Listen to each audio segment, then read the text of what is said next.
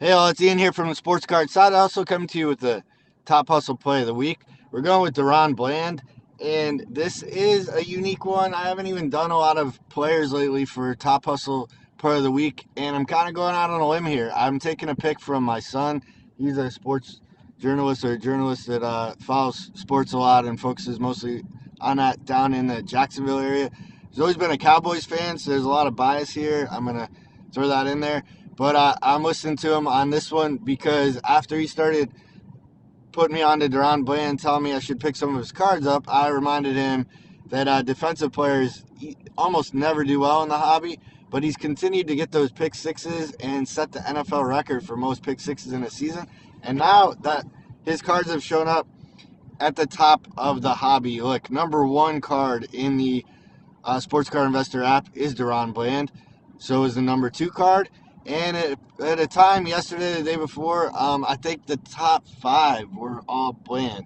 If we go in, now it's fizzled just a little as we move into the week, but if we go in and put Bland in here, right, and check his cards, so it's got like number one, two, then they've fallen down to like 104, 122.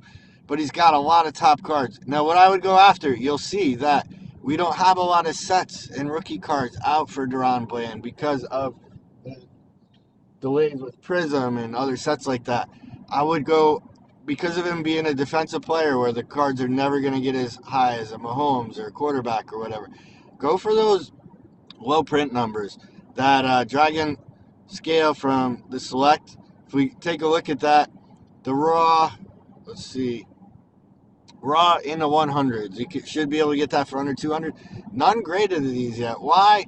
There could be a few reasons. Just like I said, people never thought his value would get very high because of him being a defensive player. If you look at the raw purchases, these are all this month, and they jumped from 32 all the way up to 200. So a couple things to be wary of, though.